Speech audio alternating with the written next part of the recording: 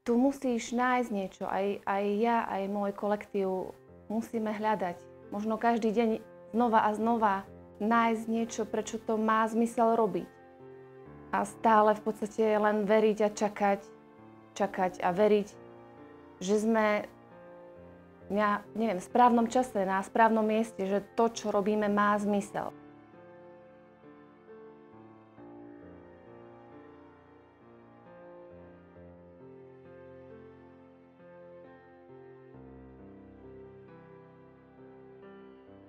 Čo sa týka nášho štátu, tak on vás tak nejak odsúdi zostať doma a sama a bez toho, že by niekoho zaujímalo, že čo si vyštudovala, alebo či by si chcela niečo robiť, tak vás odsúdi byť s tým dieťaťom doma. V našom regióne nie je ani zariadenie, ktoré by mohol navštevovať, kde by sa mohol socializovať, kde by mohol chodiť medzi svojich rovnocenných, kde by mal kamarátov. Čiže je vlastne izolovaný od čias covidu, kedy zanikol jediný stacionár, ktorý bol, tak je vlastne izolovaný doma. A iné rodiny, nie každý to zvláda, ako to vidíte, že čo vás tak drží nad vodou?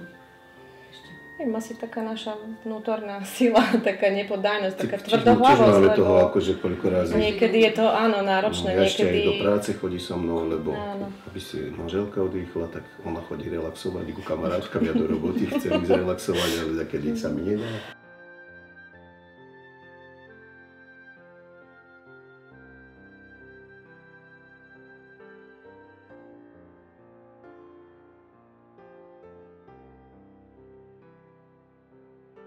Nie všetko sa točí len okolo športu. Môj život je naplnený aj prácou a ešte ďalšou vecou, ktorou je charita.